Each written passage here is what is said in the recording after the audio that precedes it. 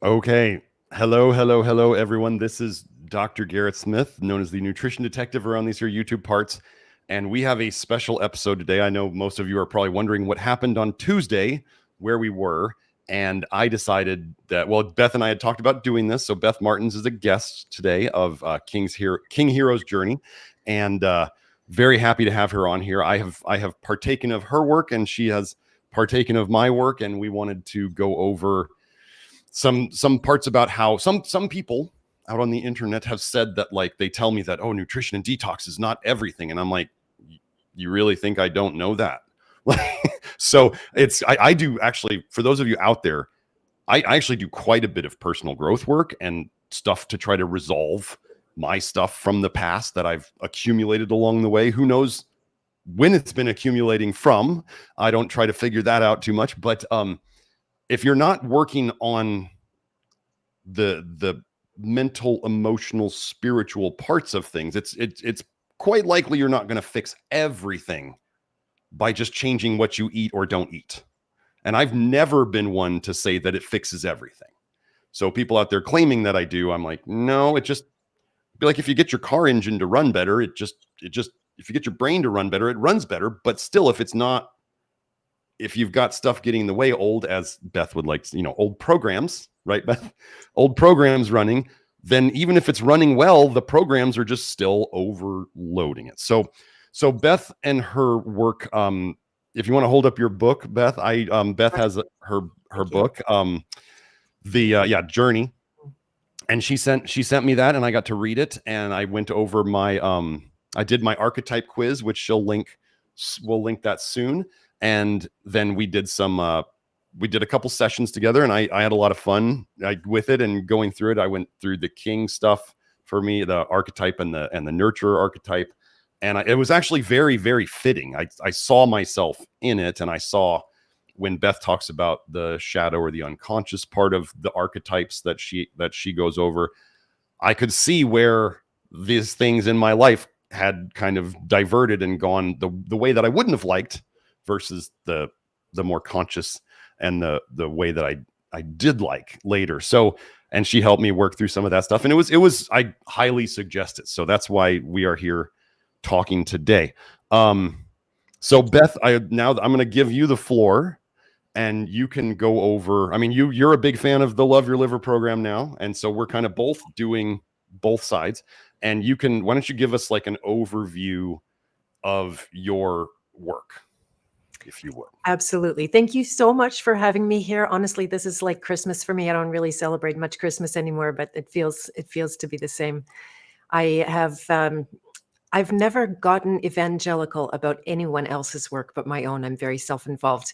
So it is a very, very high testament. And before I share the things that have changed for me, I'll just let people know that I'm an archetype and deprogramming coach. I have coached a lot in business, but I've turned my focus now to actually training coaches. Thanks to the pandemic in 2020, I was asking God, okay, what now? What are we going to do now that everything is, maybe the world is coming to an end, or it's not coming to an end? So I asked God, what would be next? And I heard this: do your coaching training so that there's more people in the world to help assist those of us who want to go deep into the truth and find our freedom within, because you can't create it in the world by fighting and railing against the machine, which I know I tried. That's the rebel archetype. And I nearly died almost 25 years ago of a stage 4 lymphoma. I'm going to go deep into that once we get into some of the questions. But I ultimately survived, and I should have died by all signs. I was told I wouldn't survive without a stem cell transplant after the second diagnosis of a stage 4 lymphoma. They told me I was heading for death. And at that time, I weighed my odds because half the people died doing the stem cell transplant. And I knew at that time that it would be such a huge violence to my body and soul that I would rather face death. And so I did. And I did it with the work of archetypes that helped me to be so specific about where I was losing my life energy. And I turned the corner, and I never had to look back. So that taught me the the power in this work. And then I've spent the 20 years after surviving developing it. So I coach people one-on-one. I do coaching training, as I mentioned. The new session is coming up in September. I host the House of Free Will, which is a private member association where my family is, the people that I speak the most candidly with of all. I host the King Heroes Journey podcast, which is Garrett's been on 3 times, and I'm hoping there will be at least 3 more times, maybe more, where I talk to wonderful people. I want to shout out to Alex Zek, who introduced me to you, Garrett, because that has been an absolute life changer. And his interview with me was yesterday. I interviewed him on my channel, and it was epic. So you'll definitely want to tune in. We sung your praises, or I sung your praises quite a bit there. Awesome. Yeah. Awesome. So yeah, Alex Zek going on that show was a lot of fun. And it was, I think I opened his eyes to some interesting things, and obviously opened your eyes to it. And then now we're here chatting like this. So we had some questions, right? We were going to go over the questions, or we're going to go over your testimonial first. I don't remember. I would love to share how my life has changed in 5 months, in a very short time. And I understood at the beginning, one of the principles was that you're in it for the long haul. So right away, I committed to 3 years of trying this. And, I wanted to look away, Garrett. I didn't want to watch the first time. I didn't want to watch the second time. I didn't want to watch the third time. I didn't want to start binging on all of your videos. I didn't want to host you for a live stream. I didn't want you to be right. But the truth is the truth, and it prevails. So I have had the great pleasure of seeing the proof of that. And, I'll go into more detail again about how I've been poisoned so big. But the things that have changed for me in this short time is that, for example, I used to get what I call an eye stinger. I would get poison out the eyes on a regular basis, and it would be a showstopper. I couldn't drive. I couldn't see.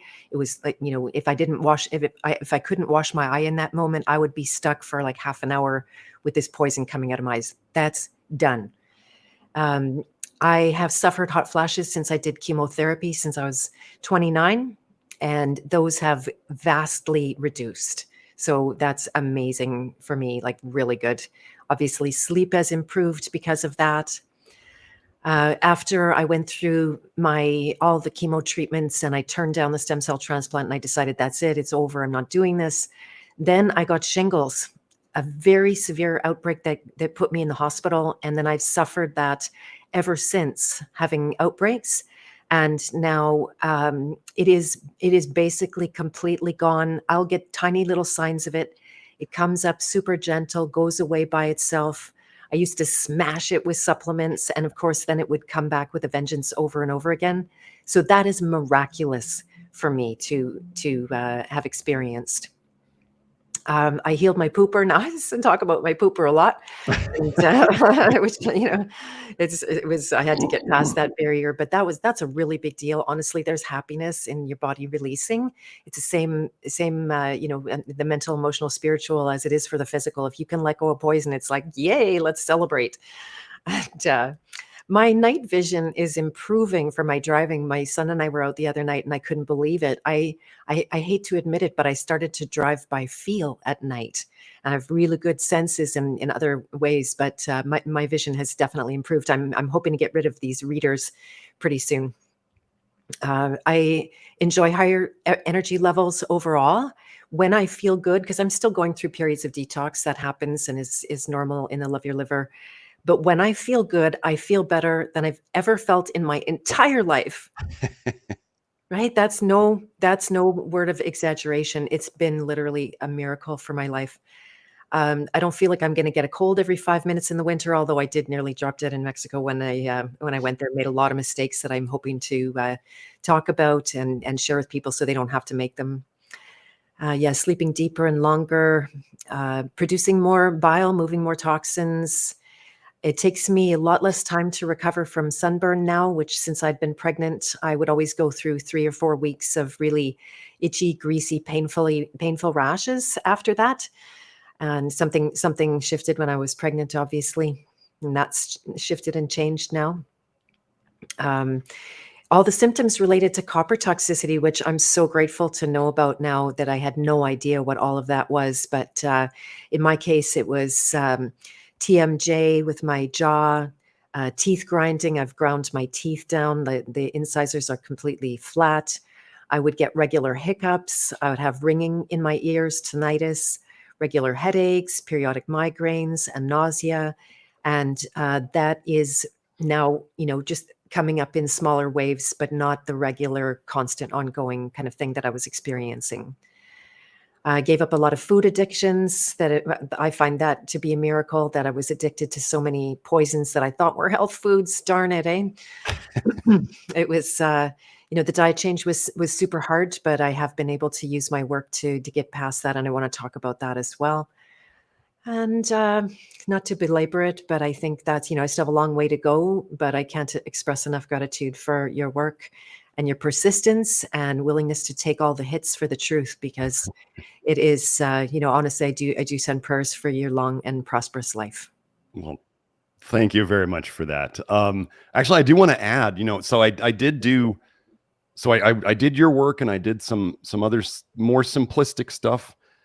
Because I was wanting to work on my stuff around my relationship with Kelsey, because I had stuff to work around.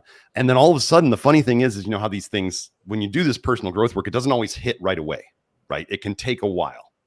And the funny thing was just recently I just decided out of the blue, I was like, I'm going to tighten up my diet like a lot. Like, I'm going to start doing the repetitive foods thing. And I kind of thought about it the other day, and I go, that's like not me. I've talked on the live stream about like how I rage against that. I'll be like, I will not do that. If I'm telling myself you're going to eat the same foods daily, day in, day out, I will not do it, because nobody tells me what to do, even myself. Right. And then all of a sudden the other day I was like, I'm just going to do it. And I started doing it, and I'm going, I can do this. This is not a problem. I'm not feeling deprived or like I need more variety and all the stuff that I would kind of do before, that I see some of my family members do still. And I went, wow, that was kind of cool. And then when we were just talking about food addictions, and I saw some of the testimonials from your people who have done the Love Your Liver thing, I went, wait, maybe in a way I just worked on my food addiction in terms of that part, or like the rebel part of it, me being like, you're not going to tell me what to do, even if it's me. So that was kind of an interesting thing. So yeah, always remember, folks, with mental, emotional, spiritual work, it doesn't always hit you right away. Sometimes it like marinates a while, and then all of a sudden you change and you go, where'd that come from? And then if you might remember that you did that stuff. So exactly. Could I chime in on that point? Yes. The pleasure of food is extremely important to me. And so I wept when I thought I would have to deny myself the pleasures of food as I knew them. And because my taste changed, the pleasure came back. Pure food tastes good. Pure water tastes good. Right. And I have no lack of pleasure whatsoever, just in case anybody has that hesitation themselves. Yeah. Yeah. And I mean, I was just, it does.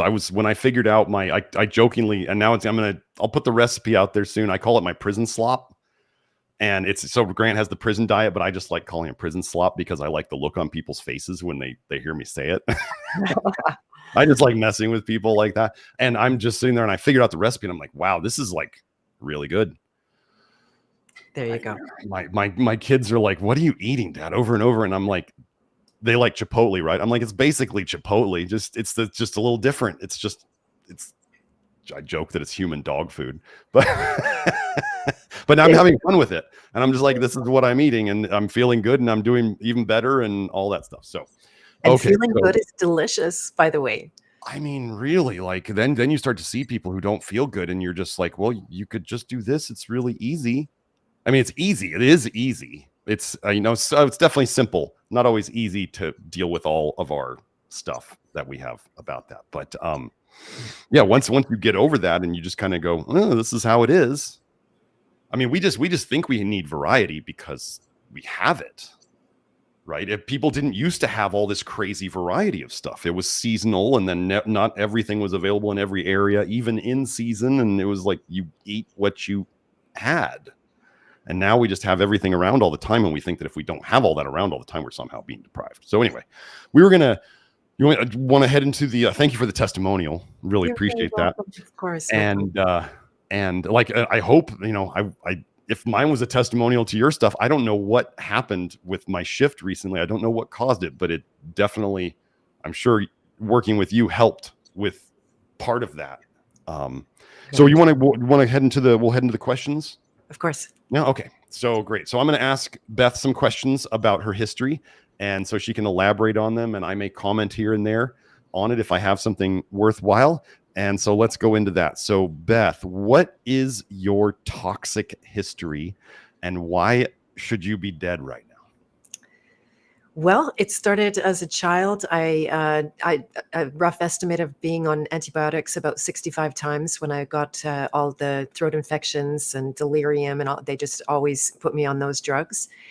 As I had finished university, I was starting to prepare to travel overseas, and I got a ton of I'll say jabs on the way out, and I was sick before I left for my epic trip. So that was something. And then I was within 9 years diagnosed with cancer. And I feel like that had something to do with it. I hope that can I say the C word, by the way?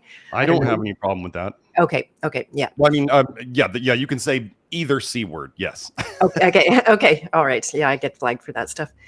As a young adult, I was also really a heavy rebel, intense rebel. No one could tell me what to do at all. And I was, a partier. I took a lot of drugs and I drank myself nearly to death. I remember one time visiting the beach and I took all this booze with me and I came home with it all. And I realized, I guess I'm not drinking anymore, which was a lucky thing. Oh my goodness. Yeah, nearly died there. And then when I was diagnosed with cancer, I did everything possible to avoid the medical mainstream model because I already knew that it was a deadly zone. And so I went full time into working with naturopaths and doing everything possible that I knew naturally. I now know that natural doesn't mean healthy, right? This is a huge thing that people are severely indoctrinated with. And so everything, not everything was bad, but most things were bad that they were doing to help suppress and it was exactly the paradox, a duration paradox, that how you name that I got better for the first 6 months and then I started to tank. And it was my naturopath who sent me home across the country to do chemotherapy, or to do radiation. What he thought was radiation turned into 11 months of chemotherapy. Every 2 weeks, I was shot up with all these drugs. And it was okay the first time, and it was more, less okay the next time. By the end, I had a near-death experience over it. I almost died one day, lost all my faculties, lost my ability to sit up, lost my ability to speak and use my hands. I figured I was headed for death. And I finally, in that moment, after those months, I stopped fighting it and I surrendered to death. I had a huge awakening, let's say. And the awakening was so big that it sent me into remission. I won't go into a huge amount of detail. I do talk about it extensively and teach about it in my book on the archetypes. So that was, and then when I was diagnosed for the second time after 18 months, because I couldn't recover from the chemo, I didn't have cancer anymore. And I knew that. After the near-death experience, I demanded a test and they revealed that I was in remission, whatever their tests mean. I don't know anymore, but I was diagnosed again 18 months later and they figured that I was going to die, like I said. So I ended up in chemotherapy immediately every single day for 5 weeks. And it was at that point they offered the stem cell transplant. And I went, you know what, you guys, I'm good. I'm gonna cut bait here. Just a short aside that my oncologist committed suicide 2 years later. And it wasn't just because he failed with me, but yeah, crazy. So I did all of those awful drugs. And then I became the natural health seeker. And I went hard on that all the time. I became a green juicer. So every single day I would have a liter of green juice made of all the green herbs and lettuces and all the things you shouldn't have. Unbelievably poisoned with copper now because of that. I slammed natural remedies. I slammed them. I was very aggressive with vitamin C, with garlic. I could take, I would take up to 8 cloves of garlic a day when I was struggling against what I thought was viral infections. Now I know differently based on that. Um, I I didn't start on vitamin D. This one thing I didn't feel the need for vitamin D until the COVIDian era Mhm. hit, and they convinced us that we needed that. So I started on that, forced my son to take that. Luckily, it wasn't for so long, but and also a lot of sulfur foods that I considered to be the best for me, all the sulfur vegetables and the DMSO that I was trying. It also had the duration paradox where things would work at the beginning and not again later. And then until I met you, my diet was completely chock full of vitamin A because I thought it was good for me. Ate the rainbow, did all that kind of stuff. So that's my toxic history. And now I know that there was no physical reason that I survived, that it was purely the work that I did in the mental, emotional, and spiritual realm, finding the roots of the cause in their blueprint form. So by the time disease hits the body, it's kind of like a court system where we should handle our matters in private. And then if it's not handled in the private, it goes to court, which the body is a court. And it's much less predictable, much less controllable. And by finding the roots, first of all, identifying one archetype that was so severely out of alignment that it was literally sucking the life out of me, and then going in and letting myself die, actually, which I know sounds probably not where the direction everybody wants to go in so much, but there's power in it, because what do, Garrett, is we run from death all day long, and it's intensely toxic. It's very stressful. It causes bile dumps when we think we're, the age-old example of being chased by a tiger. And really, a really quick story for a dear client apprentice of mine yesterday. She lost her keys in the jungle, really hard to find. And she's in Nicaragua and nobody speaks English. And she's got this vehicle she can't recover anymore. And it was through the release work she found the keys in the jungle by sharpening her intuition and taking the stress and the weight off it, and de-identifying with all the things she thought it meant about her. So shout out to her. Shout out to all my students and training coaches right now. Their work is the most heroic of all. They are really going through it and experiencing a lot of benefit, which we'll talk about after. Yeah. I just wanted to say the funny thing about that I figured out on my own was, like, when I lose something, right, and I know it's somewhere and I've lost it, and you try to think about where it is and you can't, right? And then I just go and I'll, like, lay down and I'll be like, I'm just going to let it come to me. And then it does. So it's like the whole, like, holding on too tight, right? It slips through your fingers and then you just kind of let go and it pops in. So that's probably not as intense as what she did, but it's just something I figured out over the years, was just stop thinking about it. Like, if you forget a word, stop trying to remember it and just let it go, and it'll come in like 2 minutes, 5 minutes, 10 minutes. So anyway. Exactly. One addition to that is I say, when in doubt, clean. And it's the same for the body as for your home, right? So then when you start to declutter and you get things, I inevitably end up finding everything that I need. Yep. Okay, so let's go into your next question. How you survived cancer doing a lot of wrong natural and toxic therapies, and why it took you 3 years to survive it against the odds, and then why it didn't need to take so long, knowing what you know now. Exactly. So when I started out, I had undeniable symptoms. I had a good lump in my clavicle, and my energy had been waning. I had been, unfortunately, turning to I didn't mention the caffeine and my adrenals, but I would turn more and more to coffee every single day. My work was totally stressful. I was working with my family's business, and there were days I would have rather thrown myself off that building than walk into it in the morning. I have always been somebody to put myself out beyond my comfort zone, out where I don't know, and I don't have the expertise yet, but I develop it very quickly that way. So I've caused myself a lot of stress. And so how I survived was I've gone into it a little bit now. I was very lucky to find Carolyn Miss's work on the sacred contracts, which gave me a window into a subject I'd only studied about academically, which is the world of archetypes, as some people know them famously. Carl Jung was the one that made that famous, or maybe he's controlled and they've just made it about him or something. Who knows? And so I didn't know why, but I grabbed that book like it was going to save my life, and it actually did. So I started studying about the archetypes.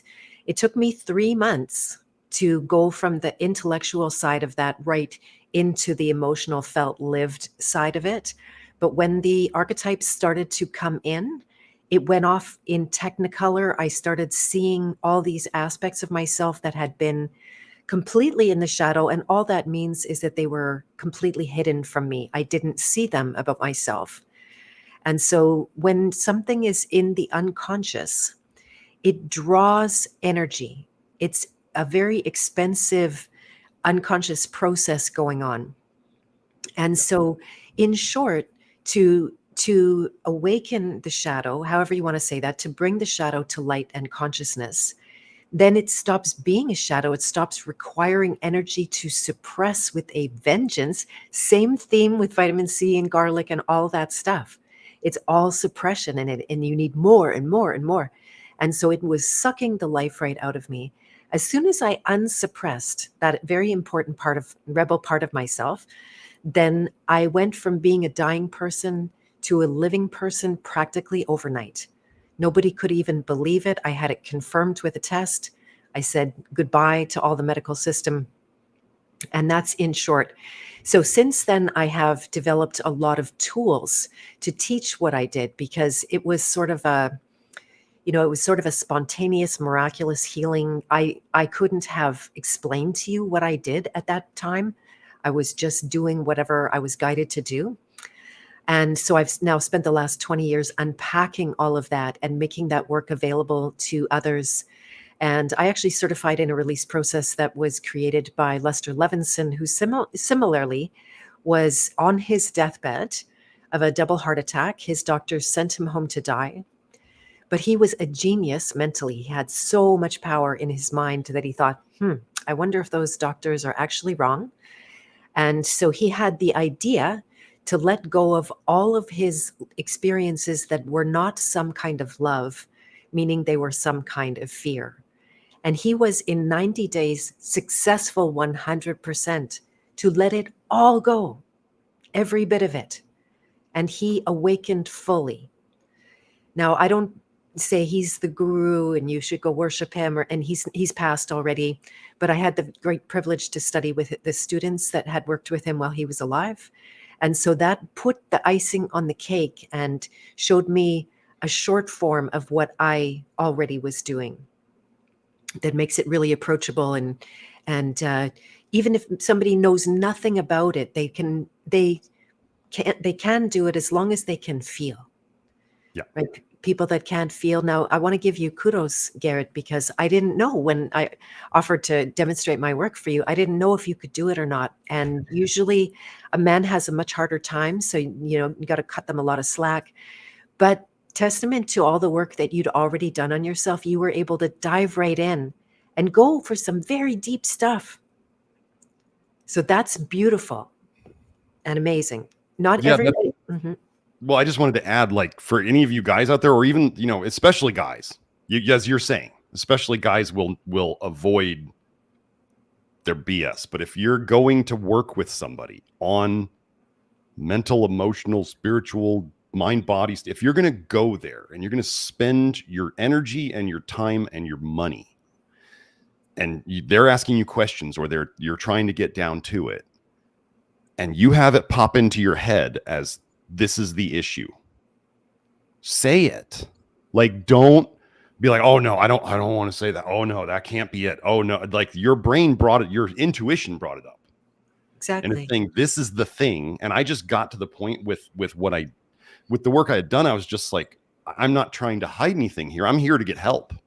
So if you're going to do the work, like, just go. And I always tell people, this is a funny little thing I have about intuition and your heart versus your mind, right? When you're thinking about, should I do this? Should I, whatever? there's like, when you ask yourself that question, there's a split second where your heart, the little voice of your heart says, do this. And then right immediately after that, like your brain and your fear will come in and be like, no, no, no, you should do this. So I'm always like, think about what's that little teeny voice that comes up right before your brain overpowers it. And then that's really what your heart is saying. It's just not very loud. Your brain is very loud and your fear is very loud, but the heart isn't. So yeah, I don't know where I got that, but at some point I just was like, just say it. Cause yeah, there was some interesting deep stuff that we went into in that session. And I was surprised at what came up. So yes, but thank you for that. It was absolutely great. Yeah. And I want to add to what you're saying that the intuition is very powerful, but it's not that the thinker is also wrong or that we need to suppress the thinker, that they work perfectly together. This is the masculine and feminine archetype. They are actually not two archetypes. They're one. They work together like a team. It's just been kind of, the intuition has been more beaten out of us, and we've been encouraged to be thinkers. But you can use it for anybody that has a really powerful intellect. Good on you. You can now use it to point towards the more inner work and to, you know, that small still voice. I actually had a miracle moment in Mexico when I finally came to out of my delirium enough to ask myself the question, what program is this illness? And the still soft voice said one word, and it was exactly what I needed to hear. It revealed this house of, or I don't know, unfolding. I can't find a metaphor right now, but it unfolded the huge dynamic that had created that whole thing. And then I cried for 7 hours and I had a massive healing. If I didn't let a massage therapist beat me up at that time, I might have been good. Did you have deep tissue? Was it a deep massage? Well, I told her to back off like 100 times, but she still convinced me to go through some pain. And now I just see what a mistake that was, because I had a huge, massive bile dump that night. Yeah.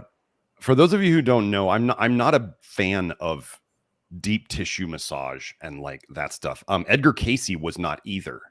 Edgar Cayce said he watched a guy basically kill himself.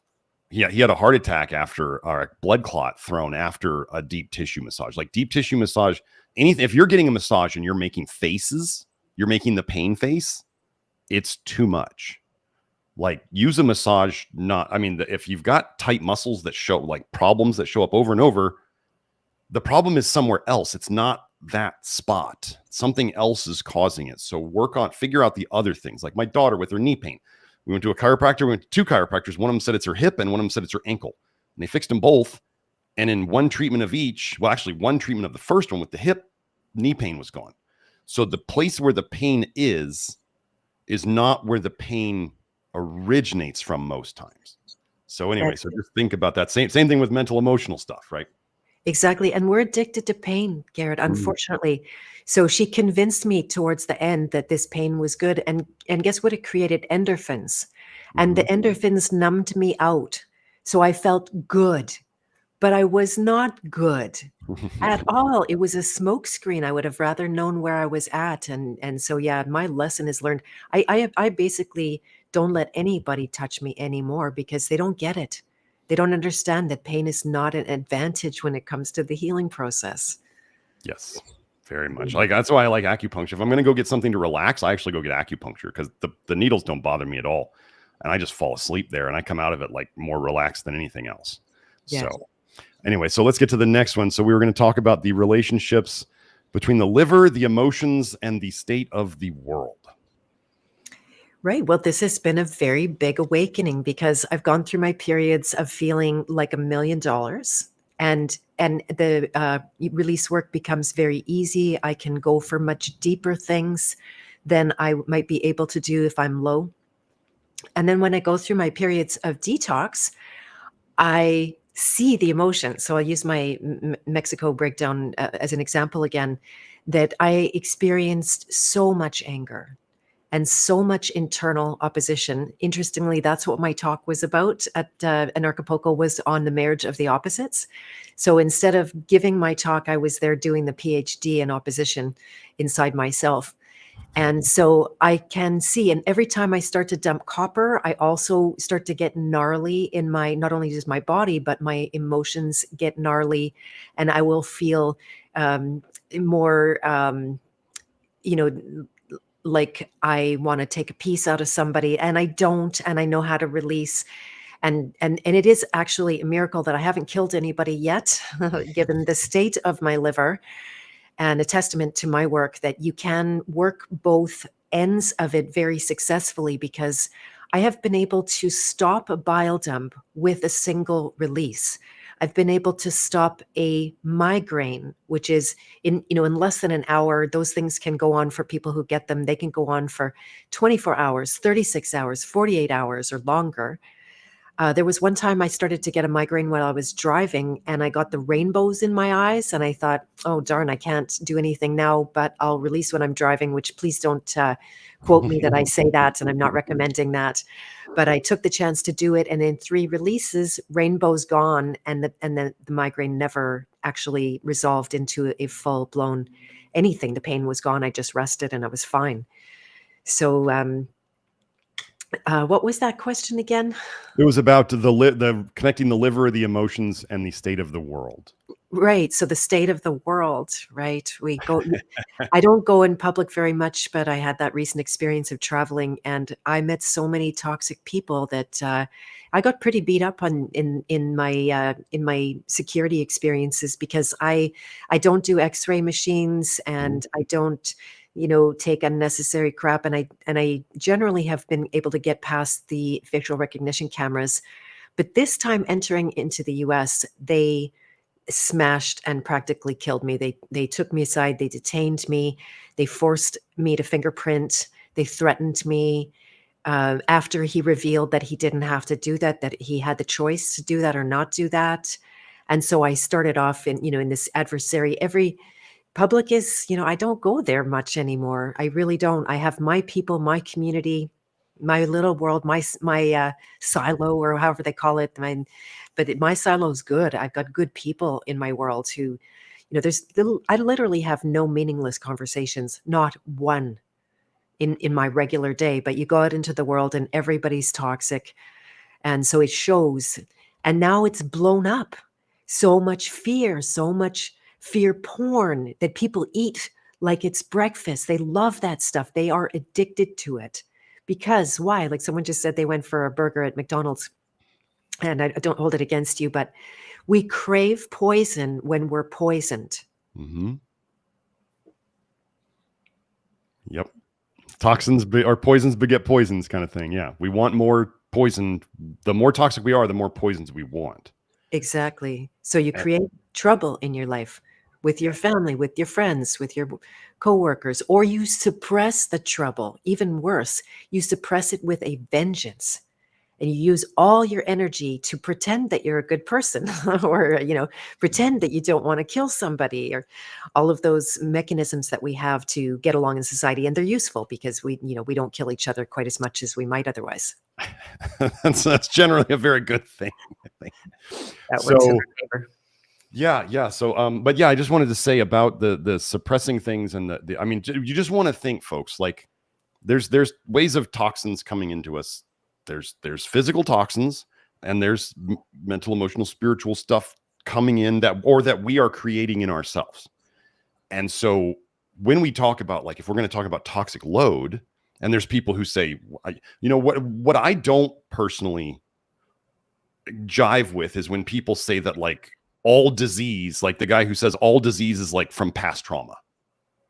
And I'm like, wait, so if somebody was fine and then they get poisoned with arsenic and they get sick, it's all because of a trauma? Like, that doesn't make any sense. So like some people can get sick from all the stuff they got going on mentally, emotionally, spiritually. Absolutely. Could that be the main driver of their sickness? Absolutely. They fix that. They fix their illness. People could poison themselves with physical, biochemical things. And that may be the driver of their stuff. So I work in my area, which is the biochemical nutrition detox stuff. And then Beth does her stuff in her area of work. And, the ideal would be to work on both, to get both set, because they'll feed on each. You get a positive cycle out of it. You get a virtuous cycle, if you will, where Nice. one helps the other. You get rid of your programs, and then you can do the diet better, or you get rid of some of the toxicity in yourself, and then all of a sudden you're like, oh, I can do this work now. I'm not resisting it. So they do feed on each other. That's why I always think it's so funny when people say I only do this, and I'm like, no, that's just what I'm an expert at. That's what I don't go to. I wouldn't go to a baseball coach if I want to get better at basketball, right? But you can be good. You can get good at both of them, and you can do both of them. And it's good to have different activities that you're doing at the same time. So so that's what I wanted to. Go ahead. Let's say one thing about that. So I had to conclude after I survived cancer that what the cause of the cure was is that I returned, as I already said, I returned enough energy to my system, because we know how to heal our bodies. Now, not mentally, we don't know how to heal, but our bodies have healing systems. And if you take the weight off, whether it's taking arsenic out of your diet or removing a program that's costing you energy to run every day, you are taking weight out of your system, and some healing can naturally happen from there. Absolutely. I couldn't have said it better. So let's head to the next one. So Beth, what is the psychology of food, and why do people want to reject this path? Well, food and religion are in the same category in your brain. I don't know physiologically how to call that. I should have done some research. It's been a little bit, I will. I'm following your lead because you're such a good researcher. But I know that when you threaten somebody's religion, their version of God, their belief system, their cosmology, some people get really upset, right? People always say you ruined the family dinner because you talked about religion. And then so food is the same, that when you challenge somebody's food paradigm, they immediately go into an emotional resistance, because it's what they're, very often people are indoctrinated with: love is food. If you love me, you'll eat my food, the mothers said, or the grandmothers said. And here, take this poison because you love me, right? And then people would gob, gob, gob. They would eat all that stuff just for the emotional, their own emotional satisfaction, or to satisfy others' emotional deficiencies. And so it's so intensely tied that I want to shout out to a very, very good friend who has been watching. He watched my live streams with you. He started binging on your live streams. He realized, I'm making this turn. I'm taking this turn. But guess what? He has a huge family, all young children, and a beautiful wife that had learned to cook all traditional foods. And she was like the hero for that. All the raw milk and the eggs and just what we thought were healthy from, maybe Weston A. Price traditions and that kind of thing. And shout out to her. I already love you. I've only met you once, if you're watching this. And I could feel she was starting to hate me, because here I had introduced her husband, the head of the family, to some new turn her life upside down kind of thing. And it took some weeks. And then all of a sudden I got a text saying, well, could you just share with me, what dishes do you make? Because she saw everything that was eliminated and thought she had nothing to make a meal with anymore. So I actually made a wonderful list. I'm happy to share this with anybody, with about, 10 different dishes, like spaghetti and meatballs and burgers on a spelt bun and some, burritos. It's really not as limited as you think. It's just careful to know that I'll go for white corn tortilla instead of the yellow. And those kind of tweaks, and I'll take out the garlic and the onions and the spices and the fat, which I was a fataholic. Oh my goodness, I think. Then I'm skinnier than anybody. I wonder if that's related to undertypes, by the way. Probably. Eating too much fat. Well, the fat, I wonder if undertypes are not able to, because just the theory of where their bile's going. I think it's intrahepatic cholestasis. So their bile is going more into their blood. And so it's not going down into their gut. And so they don't actually get as many calories. This was somebody on the chat one day proposed this idea. So I don't remember who it was, but it was a brilliant idea. So if you ever hear this, I'm trying to give credit. I just don't know who to give the credit to. I don't remember. But it was that they're not absorbing as many calories because the bile is not going into their gut. So the one of the purposes of the bile would help you absorb fat. Well, if all of a sudden you're not absorbing fat from your diet very well, that'll reduce the actual calories getting into you, because it's what you absorb, not just what you shove in your cake hole, right? You could eat a rock and you don't get anything out of it. You just poop out a rock. So if you eat fat and it doesn't absorb, it doesn't matter. So I think that's potentially, theoretically, part of undertypes and that may be why you did so much fat and you were able to do so much fat and you still were underweight, was because you just weren't absorbing much of it. It's actually, we don't have to belabor it, but I was an overtype when I was eating all that fat. I was an overtype. It's not very long that I've been undertype. That's a shift since 2 years ago when I had a breakdown. So I ate my weight in fat every day. And I think I became the under, possibly due to that, but I don't know. Yeah, we'll get you out of it. You're already making so much progress. Like, you'll get out of the undertype, and that's always a fun thing when you start to see the undertype resolve, because then we know we're really moving your health in the right direction. So yeah, exactly. It's been wild for me. I almost disappeared 2 years ago after a breakdown, and then when I was away in 3 days, I shrunk down 3 days. That was freaking me out. But I'm better now. Yes. So yeah, that's I think that yeah. So and I can just follow up that, what challenges people are going to face when they go Love Your Liver is a whole bunch of stuff that I had to face. I haven't heard anyone talk about it. I imagine everybody goes through it. Is that, first of all, the limiting of the pleasure we talked about already, which is no limit at all. But you have to work through that, right? You have to let go. In my world, that's the hedonist archetype that I write about in my book. Pleasure is very important. It's actually a path to God in its most awakened place, but a lot of pitfalls and addiction and trying to fill emptiness. So that's something that's very good to do the release work on. Also the waste, right? I had a fridge jammed with all the wrong food. Jammed. And I hated my full fridge, but I was always prepping, for the apocalypse and stuff. Right. And so it took me a number of weeks. I know I've had so many issues. I'm not trying to make you feel sorry for me. I'm really not. And I don't want any sympathy. And please don't run after me with remedies. If you don't know already, then that's kind of annoying. And I tend to use, by the way, spelt noodles. It, to me, digest the very best. And darn, I shouldn't watch the chat. Where was I going with that? So yes, the challenges that you're going to face, the waste. I came from grandmothers and grandfathers that lived through the Depression, the fake and gay Depression, and it didn't ever need to be. But they suffered immeasurably. So they went into starvation mode, and then wasted food is a very big sin in my world. Even though I did it, I was like, I would still end up wasting stuff because I would have way too much food.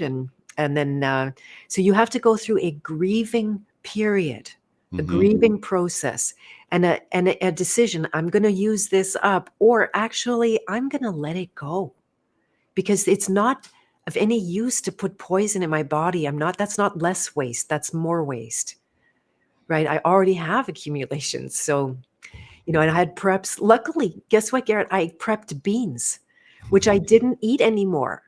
I was told don't eat them. They're high carb. That's bad for you, right? But I had prepped all the right beans, which is a miracle. So now I'm just busy eating all my beans. And so, yeah, there's a very big psychological shift that needs to take place in order to easily transition. Like you say, you can do this diet immediately. This isn't what you go slow with. You go slow with supplements. Yeah. So, well, I mean, you got to watch out the soluble fiber. You can push too hard on soluble fiber, but otherwise, yes. Right, but the shift, the elimination of the toxins, right? Yeah. That can happen immediately. I had to go a little slower because I had a huge indoctrination around food and all the grief and everything that I went through. So it's really just to if anybody's experiencing that, I want you to know that is a normal thing, and something that if you can also very much assist yourself with deprogramming work. Yeah, the supplement graveyard, as I talk about, right? Oh, exactly. I've got this enormous box in the garage now. Thank God I kept it because I had my vitamin C to save myself when I got home. Right. from over detoxing the first 2 days. I had to titrate off that. Yeah, we actually, Beth and I talked about this. So if you haven't seen my high dose vitamin C live stream, we talk about if she was at a point where she was like, I was talking to her and texting, and I was like, I think, and I was like, do you want to shut it down? And she was like, yeah. And I said, okay, here's what we're going to do. And she did it. And, she got through it, and, it can be rough. So there's times when, as I went over in the anaphylaxis and the sepsis show, like sepsis is like too intense a bile dump, and it can kill you. Like you're leaking bile, like literally in the anaphylactic dogs, they had holes in their gallbladder. They could see, they could visualize a hole.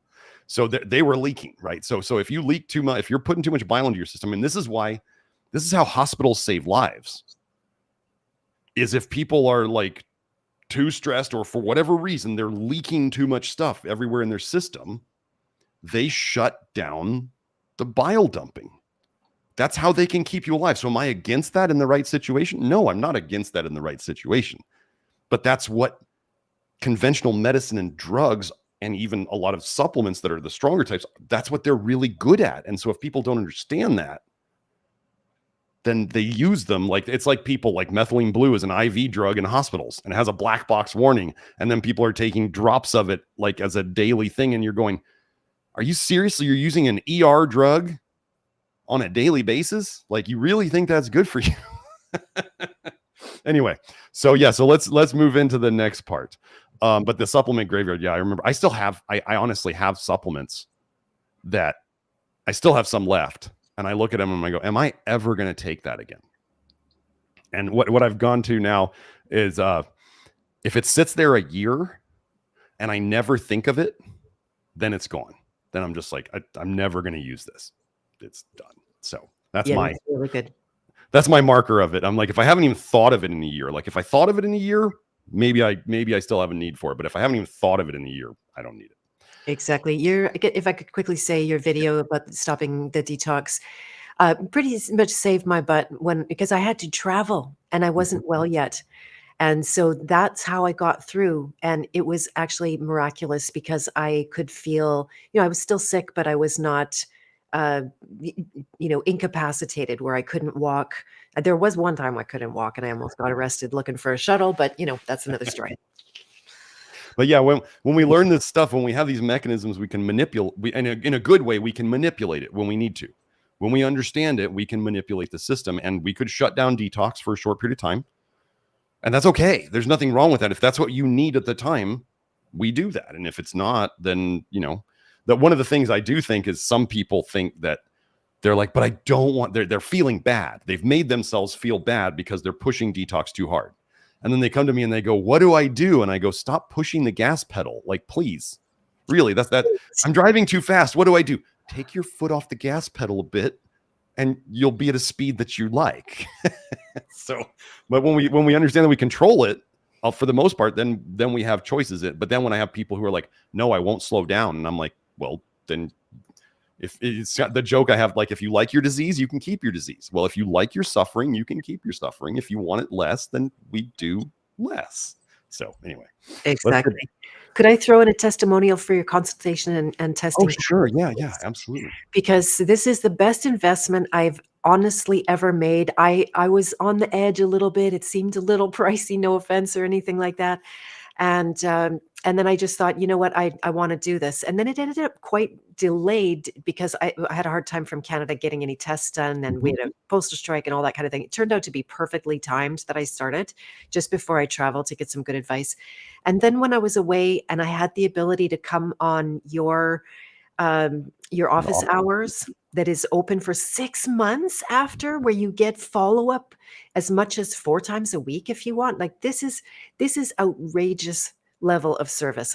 So I don't mean to discourage you from providing that level of service at all, but the comfort that I got from being able to consult with you that day, to know what was going on, to be able to stop putting my foot on the gas. I didn't know. I thought it was good for me, but I didn't have the knowledge at that time. And so it's absolutely priceless. I can't recommend it enough. It's, it was only about 1,000 Canadian dollars. and it's already paid its way in dividends. Yeah, let me just explain a little bit on that so people understand. So when you get the consultation package with it, you can get it with me, or you can get it with our other 3 health facilitaors. Shout And out to then, Kelsey, she's awesome. oh yes, thank you. Yeah. She's actually here right now. She's doing a consult right now in the other room. So what you get, so you can work with any of our health facilitators, myself included. And then you get the tests are included in it. So we're not like other places where all of a sudden you walk in and the doctor's fee is $500 and they're going to tack on like another $1,000 of labs, and then you're going to have $500 of supplements a month. Like the supplements are a la carte because people need different amounts. Like we're not going to just give everybody the same thing.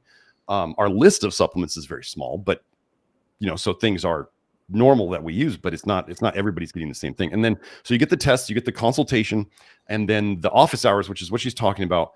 All 4 of our health facilitators, myself included, do a Zoom meeting. It's a small group thing, so yes, people are going to hear your stuff, you're going to hear other people's stuff, but that's the only way we can give this much service to people. We can't schedule that many people. I think I had 12 questions in my office hours yesterday. It was 2 hours long, and 12 people, and it was I thought it went really well. I was actually driving on the highway to do it because I'm still going to do it. I had to drive to Phoenix. I'm still going to do it. I did it on the freeway. But so all you get access to me in the office hours. Whoever you see, whoever does your consult, you still get access to all the facilitators' office hours. So if you want to talk to me, I taught the facilitators how to do the consult. So if you don't do the consult with me, you still can come and get help, follow-up, support, troubleshooting from me as part of the program. So that's, I can imagine, I mean, we have the whole Love Your Liver program, right? And if I were to go and show people, and this is nothing against you, Beth, this happens all the time, right? I say in there, like, slow down, this could happen, watch out for this. If this happens, don't do this or do less. We all miss that stuff, right? Because we all just think, oh, I'm going to be fine. I don't need to worry about that. We just kind of like let it slip off, like water off a duck's back. And then all of a sudden these things happen, and we don't necessarily go and review the articles about what to do. And so then if you come into the office hours and we're like, did you increase some supplement recently? And you're like, yeah, actually, this has been going on a week. I increased this supplement about a week ago. And then it's like, okay, that's probably it. So let's back off or take it out, see if that's it. And if it is, then we just do less. So the detective work, actually, for those who come to the office hours or listen to me enough, you become your own little detective. And you start to go, what did I change about the time this happened? And then you can look at it. I mean, I heard, folinic acid. I had some around, and I was like, I'll just try taking it again. And I started taking it, and then I was like, I didn't realize it for days, and I slept like crap. I was just sleeping like crap every night. And I went, what is going on with this? And then I was like, what did I change about 5 days ago? And then I was like, I look on my supplement counter and I'm like, that. And I took it out and the problem went away. So, not everything agrees with everybody, but we have our framework, and you're trying to make everything work within your framework. So having some help to navigate that, especially when you're first learning it, and we have all this information on you, it can be really, it's like having a coach, just being like, oh yeah, you just make this little change and then you'll be fine. So it can be very easy sometimes. Yeah, it's a beautiful thing. And somebody said, oh, so salesy. It's honestly, I never ever would do this disingenuously. If I'm praising something, then it's the real deal. I just wanted to say that. Gosh, salesy. I don't interesting for people. Just I have there's a thing out there where people think that like if it's related to health, it should be free. Yeah. Like we should, and I'm just going, wait, I'm supposed to like go against the machine and starve at the same time by giving it all away to everybody for free. And then people value what they pay for something, right? So then if I just give it away for free, then everybody just goes, wait, this what?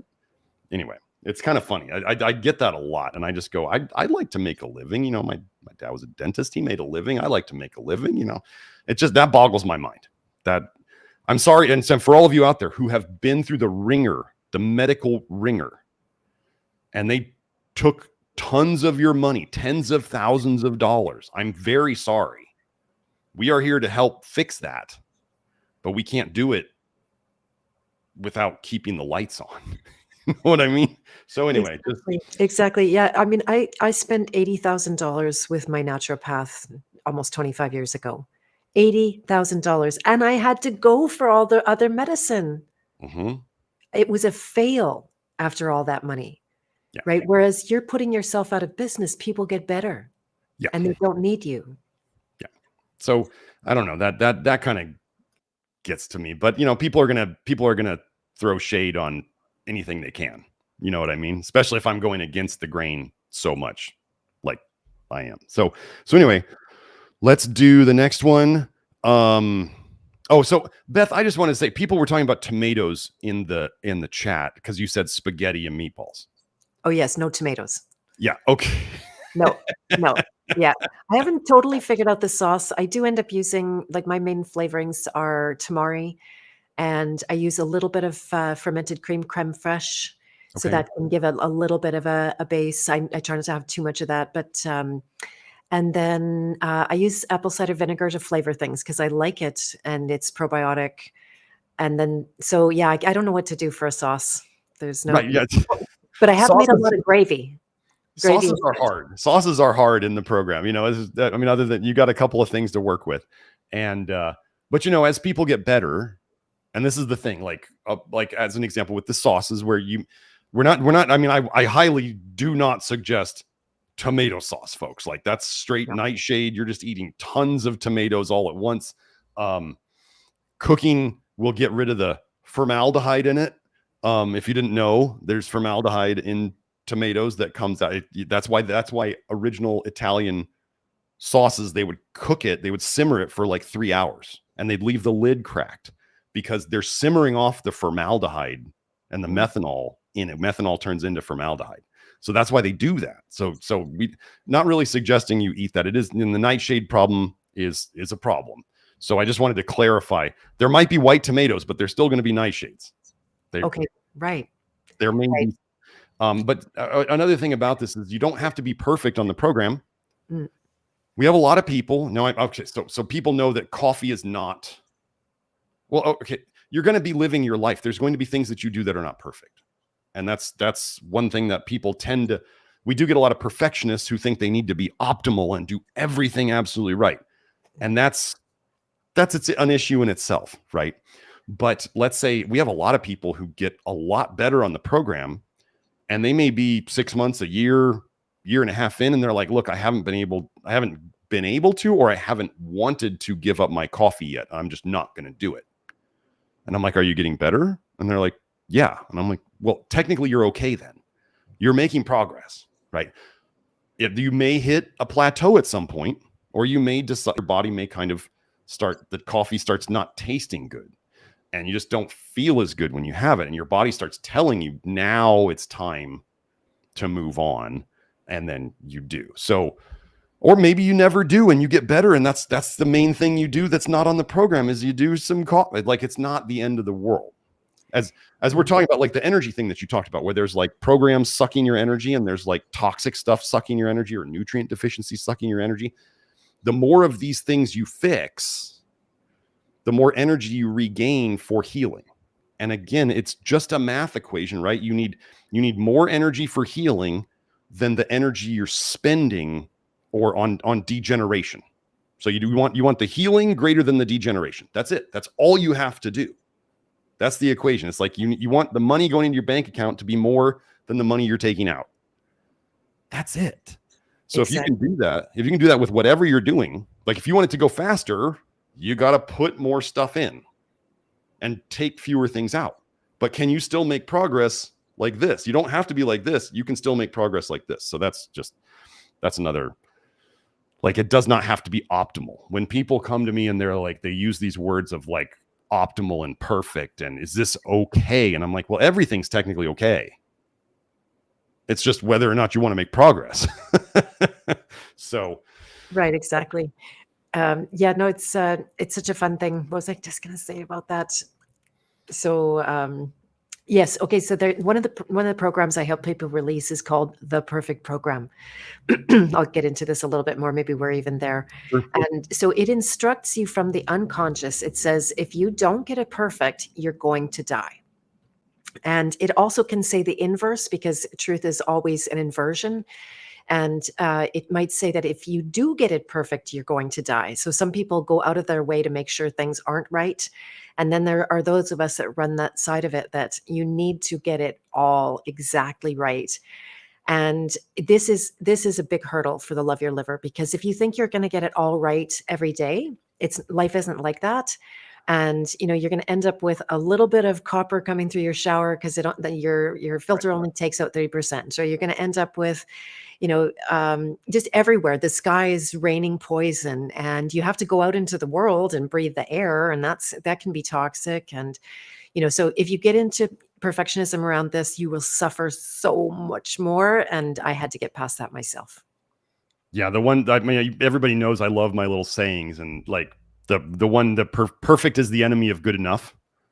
Like Right. when I integrated that into my life, I was just like, it's kind of just like, get it done. Like, do what you can, get it done, and then let go of the other stuff, right? Because then we're just wasting energy on all this. If you're worrying about the things you can't control, Right. and the things that they're just like, yeah. I remember my guy, the teacher of environmental medicine. So he was the toxicity guy in my naturopathic medical school, and he was like, yeah, if you're out driving on the street, like, you're going to have all these toxins in your blood from the exhaust. And I was like, well, I don't want to go driving anymore. But then I started to think, well, I have to, so I might as well. I can't worry about it. Could I do things? I mean, I don't know. I'm not going to buy like a filter for my car or whatever. I'm just like, maybe I just drive less. And I tell people, like, don't run on the road. Like, don't go and suck exhaust pipes to do your cardio. Like, don't be there. It's like, so you can do these things where you avoid them. That's easy, but you need to be able to go and do them at some point. Like, if you need to be able to function in the real world, that's what we're after. We're not trying to create shut-ins, who never can go outside because it's not optimal. Exactly. So, okay, let's get into the next one. So we were at, okay, so Beth, what do you suggest to reduce unnecessary suffering and go faster in the transition to the Love Your Liver diet and toxic bile paradigm? Or have you covered a lot of that already? I've kind of covered a lot of that. And so, yeah, it's, to work both sides of it, or work at any angle that you can work to, as we were talking about, take the stress and the pressure off, and to release the life energy that's tied up in suppressions. So to me, these two processes work unbelievably well together. I've got a number of people that have, without me putting them in a headlock, they're coming along for the ride and doing your course. And they're also doing the release work, and they're getting a number of in some cases, pretty miraculous benefits, actually, that maybe you've seen it yourself. I've seen great testimonials on your side. One of the big clues was that one of your people was able to let go of depression in 2 weeks that had been very severe for her. And I'm like, oh, fascinating. And it made me realize how in my world, we're running with weights on, right? By not addressing the physical toxicity, we're making it way harder for ourselves. Again, a miracle that I survived, and that I have been able to go through my life and still develop in my soul, because everything is stacked against me on that side. But what if we work both sides? Then everything could go easier. Every time you let a program go, you are allowing your natural awareness to expand. Now, some people don't want and don't like that because they feel more things. There's more pain. It's true. When somebody is going through something, you're going to feel that more. You don't get to just numb out in the same way. So it's really for the brave hearts. But when you have that greater awareness, then you're smarter. I can manage a staggering amount of details and information, and multitask, and things that some people do look and go, how does she do that? at the volume that I do it at times. And I'm sure people say the same thing about you. But They've said that about me, yes. yeah, yeah, yeah. So you can take a lot of pressure off by knowing yourself, and then that, it's kind of one of the last questions we had, how you become much less suggestible, much Okay. less hypnotizable. Right? There's 20% of the population that can't be hypnotized, and I'm putting my hand up here. And you can't just placebos don't work on me, right? It's never been the case. And that's where we want to get to, where we can't have somebody go like this in front of us, and then we're like, oh, squirrel, or oh, take a dangerous drug like ivermectin or methylene blue, Yeah. kind of thing. We're not suggestible. We're always at the height, much more at the height of awareness. Yes. Yeah. I remember I had a Russian guy. He was into hypnotism and self-suggestion. He was very much an expert in that. He tried to, he had my brother and I, and he was doing hypnosis stuff on us. And he told me, he's like, it doesn't work.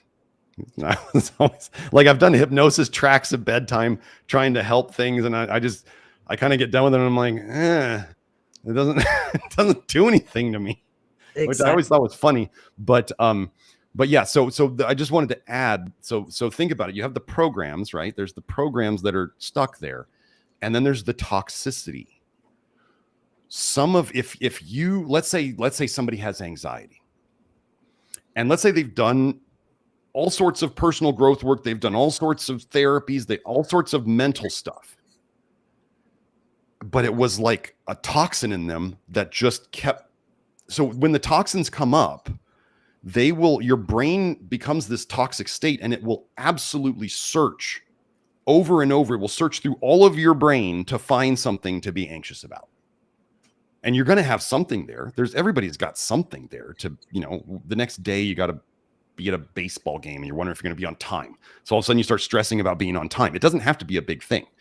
So the toxicity is like when I would see people working on doing growth work, and the same issue, the same pattern came up over and over, even though they keep trying to get rid of it. I'm like, this was 20 years ago. I was like, this has got to be like biochemical, because the biochemical stuff is the onslaught of it. It doesn't take a break because it's just always there. It never goes away. And then, so you do work on it, and you feel like, yeah, it went away for like a day or two, and then it comes right back, and you're like, but I just thought I fixed this. So, but then if let's say you deal with the biochemical stuff, so like people going from LYL to your stuff, you've dealt with the biochemical stuff. So then that makes, when you work on the mental, emotional, spiritual stuff, all of a sudden it clicks and it's gone. That's been the coolest thing, is when you fix either side, it makes the other side easier to fix. Exactly. You got it. Yeah. And I'll just say something about patterns. Don't get tired of them. I don't care how much work you do in your life. Those patterns are there for a reason. It's your brilliance, how you created that. And you'll find the same pattern at what I call higher and higher levels. Now, higher is not better, because higher becomes more invisible, but your life gets better. You have less things blowing up in your face. If you face losses, you go through them more easily. This doesn't stop anybody from having a loss. Right. But those patterns, I finally learned, rather than to go, oh my God, that again, it would be like, oh, good, that again. I can heal another layer of that. And your process is lifelong. Same with mine. Right. It's not that you're doing it so you can be done and feel like you're finished. This is the whole life. And if you get to be done and you become awakened, enlightened, whatever that is, you're just going to turn around and make trouble for yourself by helping other people do it.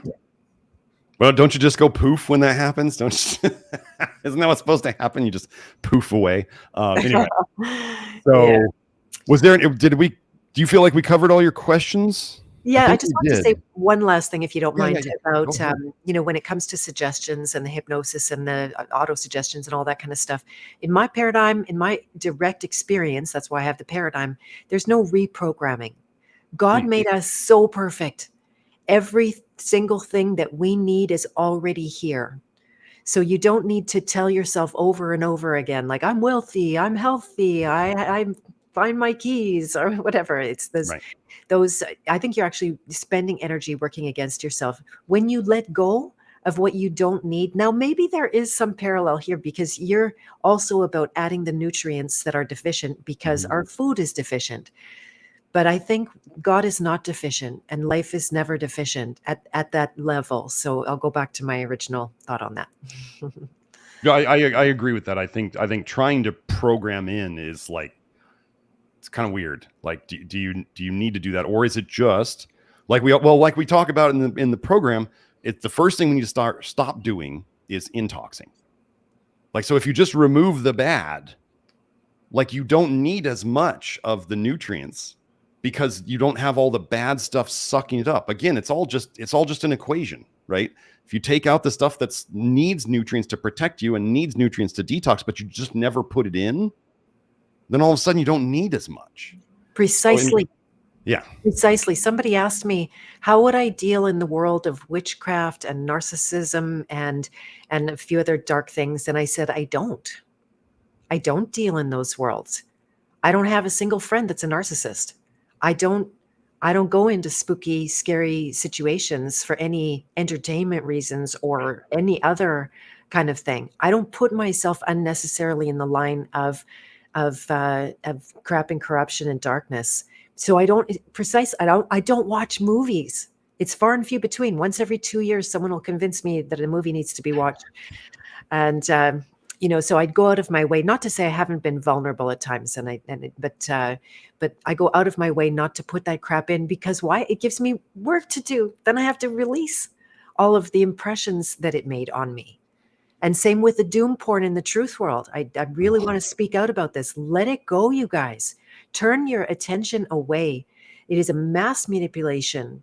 It is engineered that you're afraid all the time. So you're always dumping bile. You're always making bad decisions. No doubt you have lots to say about that. Well, I just want to add, like, folks, if you're following a bunch of people on social media who are like doom and gloom, and here's the next thing that's going to ruin the world and end the world this week, and or just like, as an example, a personal example. I mean, I used to be into that. I figured out, I was like, this is just not good for me. I just need to get rid of all of this and just unfollow and block and whatever. Just first of all, don't ever be afraid of the block button. I don't care what anybody says about me on Twitter blocking. Like, I will block quick. It's so funny in the personal growth world. They'll be like, don't keep people in your life who suck your energy and who are negative and then all of a sudden I go on Twitter and I'm like, block, block, block, block. And they're like, no, not like that. And I'm like, but wait, you just told me to not keep these people in my life. And they're like, but, and I go, I don't have any time for it. Some people try to say I'm emotionally unstable. And I'm just like, wait, you're not. Wouldn't an emotionally stable person not put up with the bullshit? Right? Isn't that, I should just let these people just crap on my feed? What is that? Right. So, but one of the big things when I got divorced, and then I started learning about, I had to learn about dating again because I'd been in 24 years out of the game, and I started learning. And then there's red pill, right? And there's, so then I got into that, and then I was realizing over time how poisonous that was. And then when Kelsey came into my life, she's very into all this stuff too. And she goes, the biggest divide that they can create between all humans would be to divide the men and women. Yes. Right. Then you're not even into like the races, and you're not into the incomes, and you're not into all this stuff. If they just get like the infertility psyop, which is going to be an upcoming live stream, if they just split men and women, that's all they need to do. So if you guys are out there on social media and your thing is like arguing women are bad, or your thing is like men are bad, you're just contributing to the whole exactly what they want. That's exactly what they want. So don't do that. Unfollow all the negative crap. Like if there is something you need to hear about in the news, if you actually need to hear about it, like it's going to affect you, you will hear about it. There's no, if you have a normal feed, like somebody will bring it up, and then you can go and look at it. But don't like have, as people are seeing now, with the whole like the social media influencers have become the new mainstream media. Just because they're not on the liberal side anymore, they're on the conservative side, doesn't mean they're not controlled. Yeah. So that's the new mainstream media. And they do that because, oh, well, everybody's been trained not to trust the mainstream media. They've trained them. So now they bring in the new people who are outside of that. And then you see one day, 10 of them all put up the same story. You see it on Twitter with methylene blue. Methylene blue is the most obvious psyop I've ever seen. Yes. RFK Jr. puts them in a glass. He didn't drink it. He never drank it in the video. And why in the toilet? That's why. I mean, they just like, they'll just throw this out there. And then there was another video on Twitter going around of a woman, and she never drank it either. So you start going, wait, what is going on here? And then all of a sudden, conservative influencers are who just talk like politics and stuff are talking about methylene blue. Like, they want to poison you folks. That's their goal. And they want you to pay for it. That's what they want. Right. Like people who fell for ivermectin, they were telling me it's safe, effective, and cheap. Oh, safe as water. Right, right. And then the cheap part somehow got them. Oh, but they're not really charging for it, as if, oh, well, they're not getting rich on it, so then it's good. And it's like, no. They didn't charge for the shot either. Right. Good point. The idea here would be, let's say the pharma cartel has plenty of money, and they've decided that their goal now is to just have fewer people. And so the idea that the pharma cartel would make anything that they don't make money on, people would be like, well, they don't make much money on it. And it's like, so they're not losing money on it. Well, we know that. And every little subsidiary making generic drugs, who do you think owns that? The big companies own it. It's just like the food industry, right? There's all these little food companies that are bought up by Kellogg's and all General Mills and all these giant companies. So people think that these little companies are not owned by them, or they're somehow like, they're out for the good of humanity, right? Or that the funny thing about ivermectin now, there's a big health person on Twitter who now has big kidney problems. She was posting ivermectin recipes, like how to cook it in foods and stuff like that. And Kelsey goes on and she's like, I knew there was some nephrotoxicity, and there's a mice study on kidney cancer with ivermectin. And we're just sitting here going, oh, the more people think, the more you think you can't be duped, the more you believe that you cannot be duped, the bigger dupe you're going to fall for. Yeah, smart. So you must always be like, could I be being fooled? Am I getting fooled right now? Am I getting duped? And then look at things to see, like, why are all these people promoting this all of a sudden? And they're all saying, well, I just think it's great. And it's like, when in the world did you ever write about health before? And they're like, well, I don't, but I thought this was important. And you're like, you're just a psyop. So yeah, the more you think you can't fall for the dupe, the bigger dupe you're going to fall for. And if you don't mind, I'll bring it back to your other point about splitting men and women up, and then how that reflects the masculine feminine archetype that they've tried hard to suppress both sides and mute, become powerless. And it becomes a lobotomy because we were trained to be certain and not uncertain. Well, guess what? The masculine is certain, the feminine is uncertain. We walk with these both all the time. And what you just described is exactly where you want to be. If you're always certain, you're screwed, because you're going to have to take back your words. You're going to have to repent when you find out that, and that's okay. There's nothing wrong with that. We all had to do that somewhere along the lines. I've done it. Right. Me too, all the time. And yeah, so it's left brain, right brain. It is like a lobotomy to just shut you down and create a ton of unnecessary conflict and division for people jamming their masculine sides up against each other. And I don't mean that to sound so gross, but no, I totally get it. Like, especially the red pill stuff is like making men like uber. They're trying to be uber masculine. So then they're losing all the connection to that other stuff. And it's like, that's not That's not the goal. Everybody is some level of a blend of all of it, like yin and yang, right? It's just Exactly. like the idea of that concept, like both parts are all part of both. So I anyway, go ahead. I'm sorry. I do teach about this a lot. I've got an entire course, the Primal Power, that includes the masculine feminine archetype. The talk that I just gave, the marriage of opposites, was very much centered on that. I do have a stage recording of it. So if anybody joins the House of Free Will as a member, they would get access to that for free. And I'm going to be doing a huge training as I laid there. A ton of stuff bloomed out of me on the subject. And I feel extremely passionate about helping men and women work perfectly together, like God designed. Can I ask one thing? I just noticed Santo Spinaci is in the chat, and he said you just need to drink your own urine to be healthy. What's your take on that, Garrett? I can't tell. You want to talk on that? Okay. I mean, that's a weird subject, and I've actually thought about this a lot because, okay, I did it. At one point, I was like, okay, I'll try this. Like, I'll try anything, whatever. I was eating raw liver blueberry smoothies. Like, ugh. I will do anything if I think it's healthy. So I did the urine thing, and I felt nothing. Funny thing, another reason why I love Kelsey so much, I was like, did you ever do that? And she's like, of course I did that. And I'm like, I love you so much that she would do, we would both do the same thing. Okay, so what do I think about urine therapy? Where is urine therapy popular? Urine therapy is popular in places that are very, some might call them third world countries. It's popular with people who are not getting a lot of meat. They're malnourished. They're underfed. They're definitely under meated. They're under proteined, if you will.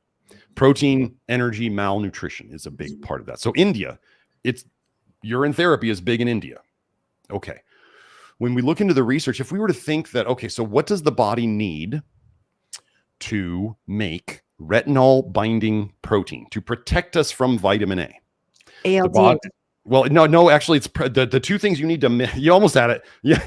ALDH is like, people could be like, just answer any of Dr. Smith's questions with ALDH. And you're like 90% of the way there now. So, so what you need to make retinol binding protein, right? Retinol binding protein is a protein made by the body. There's also cellular retinoic acid binding protein. These are made to bind to vitamin A forms to protect us from them. The main narrative is that it's to gently and lovingly deliver the vitamin A to the tissues that need it. Well, we know that's all crap. Retinol binding protein is to protect us. Well, what do you need to make retinol binding protein? You need zinc, and you need, drum roll, protein. So if people are not eating meat, what are they not getting much of in their diet? They're not getting zinc. They're not getting protein. Well, they're getting some protein, but just not much. And I will tell you that the lack of protein in the typical, in many Indian people's diet, the lack of red meat especially, makes them some of the most challenging people for me to help get better. So like, it's like a philosophical thing about food that is preventing me from getting them better. It is what it is. I don't change it. I don't shame them. I'm just like, look, if you don't eat it, there's only so much I can do. So what happens is, what you can find in the research is you can find retinol binding protein in the urine that doesn't have retinol in it. The retinol has been stripped out of it. So there's empty retinol binding protein. So if you had somebody who was on a diet that was making it difficult to make retinol binding protein, and so the vitamin A that they have in their system is damaging stuff more, you could actually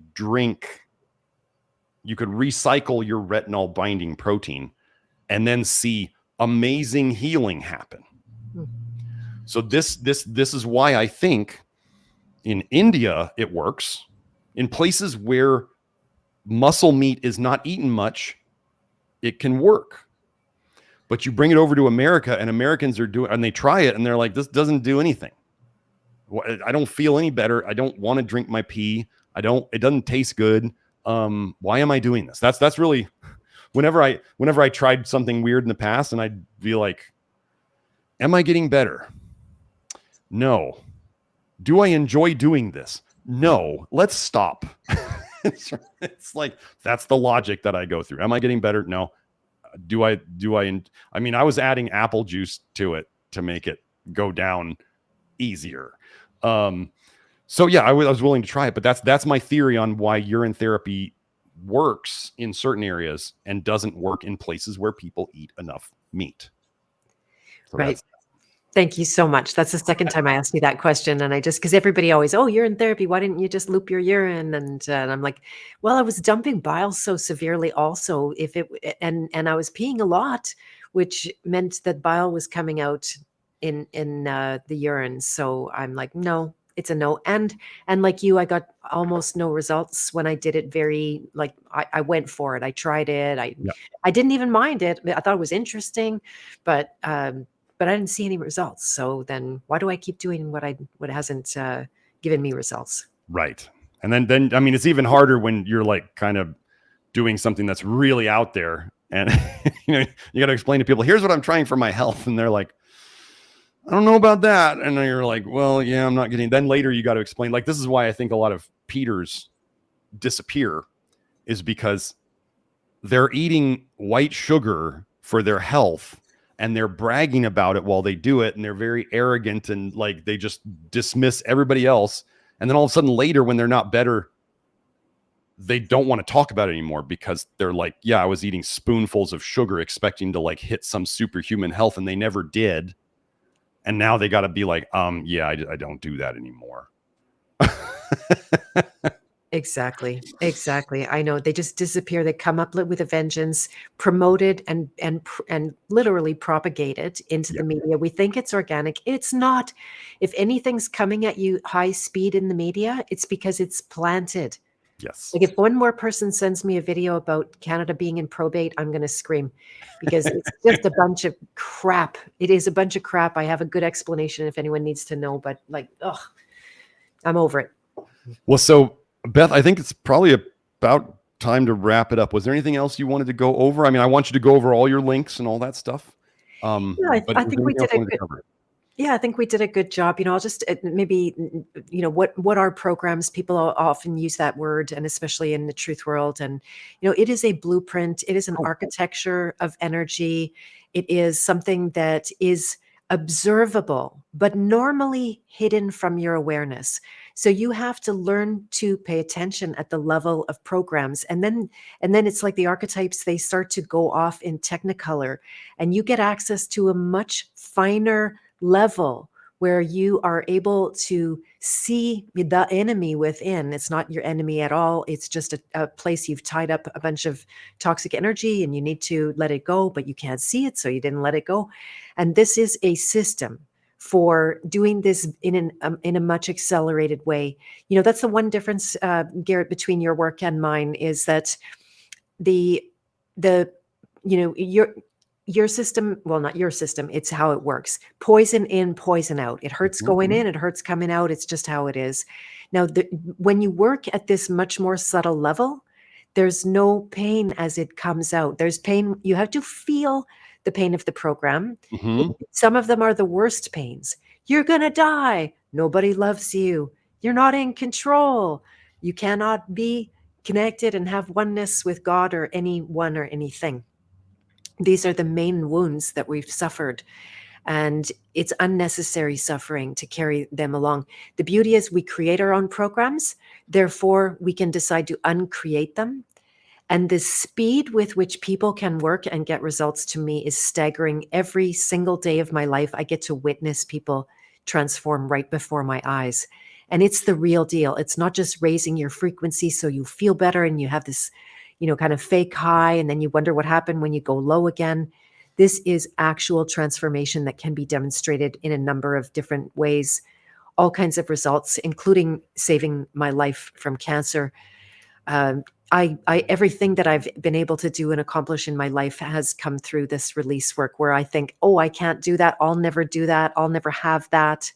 I will never be that. I'll never write my book that I meant to do for 20 years. and I've been able to get through those doors incredibly fast. It is a huge builder of creativity, so beware that it blooms in all of your ability to stop just troubleshooting problems all day long, but to put things out in front of you. The free imagination, when it's not tied up with programs, it creates. And that's the remedy to everything in the world right now, is you're creating this world for people. If you didn't create this world for people, we wouldn't get the benefit.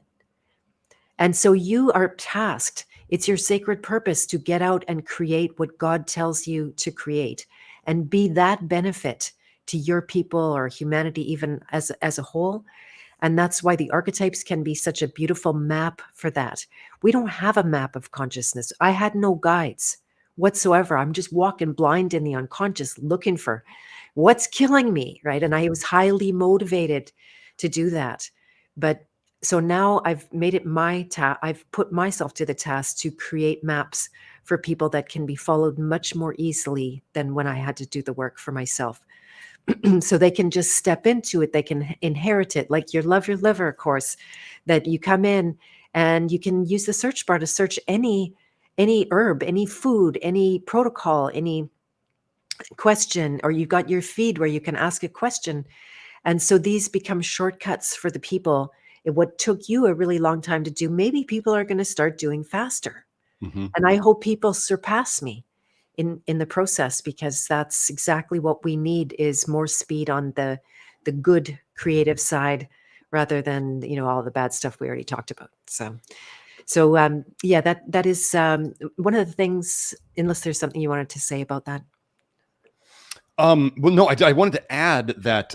So when I did those couple of sessions with you, when you were saying there's no like detox dumping symptoms, I wanted to emphasize that was absolutely true. Like, when we get to what the issue was, the program was, the feeling I got is you're kind of, you would ask kind of, this was one of the things you'd be like, are you okay with letting that go or releasing that? And it's funny, this was the worst part of it.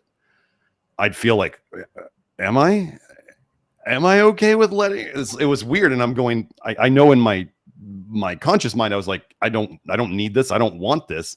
But there was that other part of me inside of me going, maybe I keep it. I don't know. And then I would think, I was like, no, I can let it go. And then I would let it go. So so it wasn't, that was the only discomfort, was like, oh, I could keep this BS. I might want to keep it because, it's change is hard, right? And we get used to our poisons and we want to keep taking them. And then I just would do the work with you and let it go. And then I was like, oh yeah, I do feel better now. So the feeling better was immediate after once you got to the issue and you got over letting it go and you let it go. And it was, so yeah, I do want to say that you're very right in that. Exactly. And then so the programs promise you that you can't live without them, that nobody's ever going to love you and approve of you if you don't have them, that you can't have connection without them, and that you can't be in control of your life. So we listen to programs as our authority. We don't know we're doing it. It's entirely an unconscious arrangement. And as soon as you see the conscious arrangement and it's yelling on my shoulder going, you're going to die. Don't let me go at all costs. And then I've learned over time, because guess what also accumulates? Toxicity accumulates, but freedom accumulates. The awareness and knowledge accumulates. And you're like, oh, I've seen you before, you poor thing. Are you suffering? Come here, let me give you a big hug and let you go. Yeah. And then you have immediate proof. Like you said, immediate proof. You feel differently. You see a situation differently. You are able to do something that you couldn't do before. And it is a miracle. And I have so much respect for people that are brave enough to do it. It is not everyone. I've had, real strong, big, accomplished king heroes in my world. And as soon as they feel they have to run the other direction, it's like, nope, this is going to kill me. They still believe it's going to harm them. But it's the other way around. It harms you when you don't let it go. So that's always my prayer for everybody, to gain some access to their hidden inner life. Yes. Change is hard. It's not going to be easy, but as I remind myself, is that the pain of staying the same has, for people to want to change, right? The pain of change has to be considered less than the pain of staying the same. And so if you admit that you're just suffering from it, then it makes it much easier to say, I want to change it. And then you go looking for things, or you can do what I often suggest, which is praying for a solution. Yes. And then you're looking for a solution and you're praying for it, you're asking for it to come, and then you're in the mindset of a solution is coming, and then you look for it, but the solution is going to be you doing something. It's always you doing something. It's not just nothing. Don't expect things to be just given to you. You got to do stuff to get things, even if it's just to improve yourself. When you do things, I had this revelation new again last night. I've had it before, but when you do things, God's grace can happen, because that's ultimately how all healing takes place. And if you go the distance and do what you can do and feel what you can feel, then the grace of God showers down, and it is that's where the miracles happen. Yes. So last thing, I'm sorry if I'm taking your time. Do you have another minute just to? Yes, absolutely. People forget to want freedom. And this is the most important thing. It's very close to wanting a solution, but sometimes that can be programming too, that you want to fix and change things. Oh, yeah. And the more you try to fix and change things, the more they stay the same. You might notice that. And then so if you flip that and you learn to want freedom, and you exercise that muscle of wanting freedom more than you want to be loved, more than you even want to live, then it starts to pull you forward, and it becomes like the grace, or it is the grace of God, that your life is going to end up being a demonstration of that freedom, and also a demonstration of where you're not free. So you get the sudden karmas, and you get the instant reflections, and you get you make a little mistake and you get a big knife in your solar plexus from it, because you've got more awareness. And this is the driver, the beautiful driver behind all of it, is this desire for freedom. I like it. Nice. Well, so Beth, why don't you tell us about, things that, your website and other, the quiz and all that stuff that you've got to offer. Sure. Thank you very much. So if you go to my website, and I believe Joe has shared the link a few times, you can do a quiz in 10 minutes. You can find out where on the hero's journey you are. So which of the 8 archetypes that I write about in my book, and flash that again, and you'll get some instant feedback. And I've got 8 videos for each of the 8 archetypes that teach about the gifts and the shadows of each archetype. They're a package deal. You don't get one without the other, just so you know. And it becomes a place that you can begin to inquire and do some work. So it helps you, because we're all connected. It's all one. That's absolutely true. So you're all archetypes on the hero's journey at one time. But how can you narrow it down and simplify it so you can start to do some work right now and start to get the benefit? So I have all kinds of people report that just doing the quiz alone set them on a good trajectory. You can also read through the 8 archetypes and the story of me surviving cancer in my book. I have many people that say they read it, and then they read it again, and then they read it again. And I prayed that this book would be of great service to people. You can also now sign up. This is something I've created in the last year, since the new year, is to do an archetype reading with me. So then you can learn more quickly about where you're at, where the stuck points are, and begin to do that deprogramming work. People have made huge changes in one reading alone. And like I said, I do one-on-one coaching, a number of different packages. I still help people in business when they have a righteous, sacred business that they want to get out there and really help people. I'll stand behind that. I don't help anyone sell widgets, so please don't ask me about any of that kind of stuff. I don't do SEO. That's not my jam. But to create a service that is really your heart and your soul, and God keeps calling you for it, and making sure that you don't sleep at night until you do this, then I'm there for you, because that's exactly what I went through. And I've been doing that for at least 15 years already. That was my original background, was in business. And then I can't stress enough, for those of you that might want to also help others become a deprogramming and archetype coach, however you call yourself. Just don't call yourself a life coach. That's the worst possible description ever. It means nothing. Then please do come and say hello, and you can apply to be part of my next training. They have a very small number of people. I give a ton of attention over 7 months. They become family. The depth that they work and the risks that they take are phenomenal. I want to really shout out to all of you guys. Some are in the chat already. They have made huge progress in your work as well. If Amy, if you don't mind, if I shout out to you that you've got fantastic results in my work, and with Garrett now you've had to change your glasses twice in order for your prescription to work. That's how much her eyesight improved just doing the Love Your Liver. And it was my work that I think allowed her to very easily start adopting new ideas and to have that flexibility at the mental, emotional level that can be so hard to get. So a lot of these beautiful souls are coming over to your work at the same time as mine, and I think that's fantastic.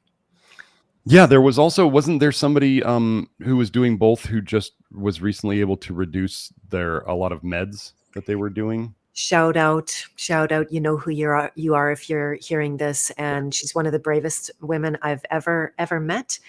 And she now thinks that it was actually a liver poisoning that caused her to start hearing voices. And, going through, unfortunately, what the medical world terms psychotic episodes. And she had just signed up for my work in the intensive department, and she knew that she was always looking for something in her life. And then here she was, my student, and going through this intensity. So as the months went on and as I got to know your work, I strongly encouraged her to start watching your live streams. And I think she's signed up for your course now. It's a little bit harder for her to do that, but she's still got enough knowledge. She quit her vitamin D, she quit her vitamin C, she quit a lot of the vitamin A. She says she eats a lot more oatmeal now and soluble fiber. And she was able to reduce her medication down to a place that blew her psychiatrist away, that didn't bring back the psychoses. So this is something that I pray very soon she can stop intoxing with any of that stuff. But the dramatic reduction is a huge thing. And she's reported a lot of, I don't have her words exactly right in front of me, but I've got way too many documents open here.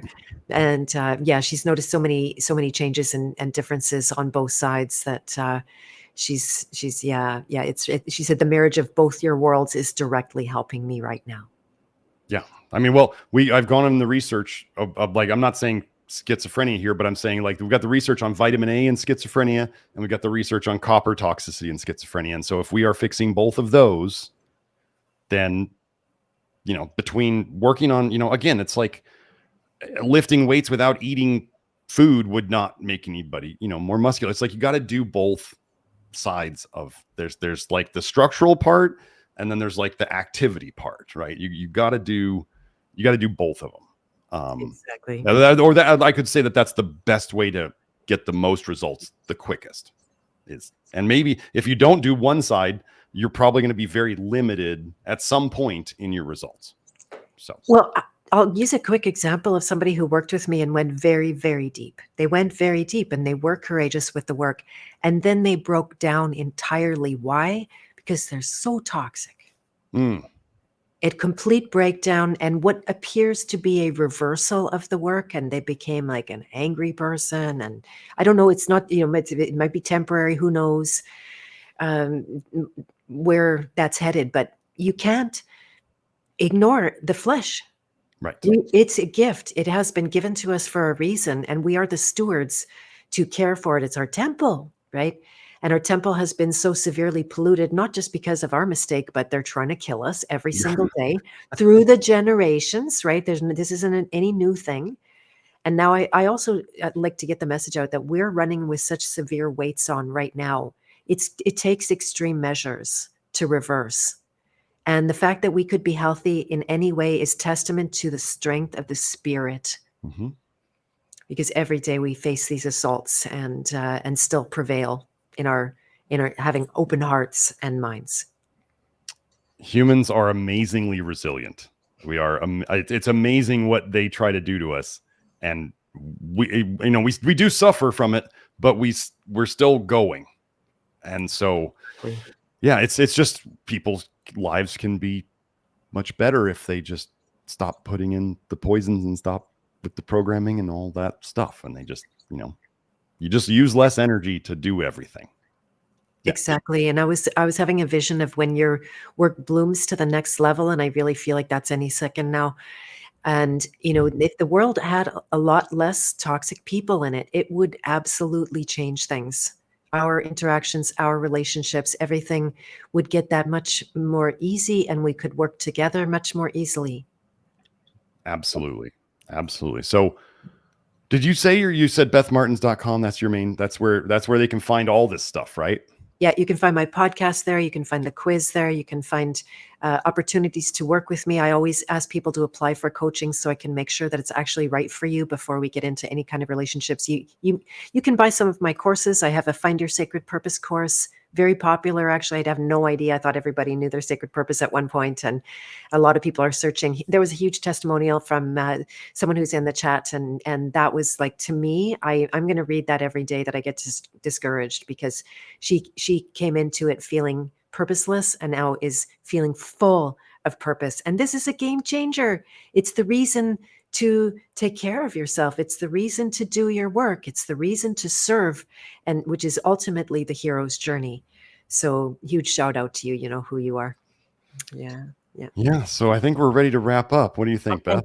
Sounds great. This has been fabulous. I continue to love you very much, and that, don't take that the wrong way. Just no, I know you speak highly of me, like everywhere you go, and I really appreciate it. It's a great compliment, and I'm glad I was able to help you, and you're helping your people with it, and you helped me, and here we are. We're gonna tell everybody about your work so that you can hopefully help other people with your stuff. That's the plan.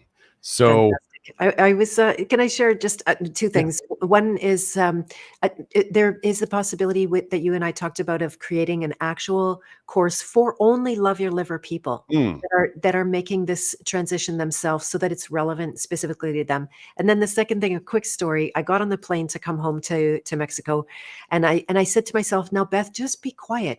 Don't talk to the guy next to you. You just rest and stuff like that. Well, of course we ended up talking. Of course I ended up sharing about the Love Your Liver. He started bawling. He was so grateful to hear that there actually are solutions. He was a grown man, and it touched him to the end of the earth. So no doubt you're going to be seeing him, and I couldn't feel more strongly about sharing your work. Well, thank you very much. And I was happy to have you on. So what we're working on next week, folks, the next live stream. Well, you guys got all the information to contact Beth and to find her stuff. Next week, I think I have to do measles. I'm going to do measles because I can't stand folks, you just saw the World Health Organization and the CDC and MAHA and RFK all align on shots and vitamin A. So if you think there's somebody out there that's magically rooting for you and they're going to protect you, no, they're doing the same stuff. Amen. So one of the things that is short in the measles cases, it's crazy. Protein. I'm going to pull up the research on protein, energy, malnutrition, and measles. And I'll go through the whole toxic bile theory on it, because I have to do it right now, the timing of it, and then I'll do infertility psyop after that. So I know y'all will enjoy that. And well, thank you for coming on, Beth. It was great. I know I normally don't have too many guests on, so it was very special to have you on. And we'll keep both working on getting people better, and we'll go from here. So thanks for coming on. Thank you so much. It's been a total pleasure. Absolutely. And Joe was just asking, we will be back at the normal time on Tuesday coming up. So we will see you all then. Bye now.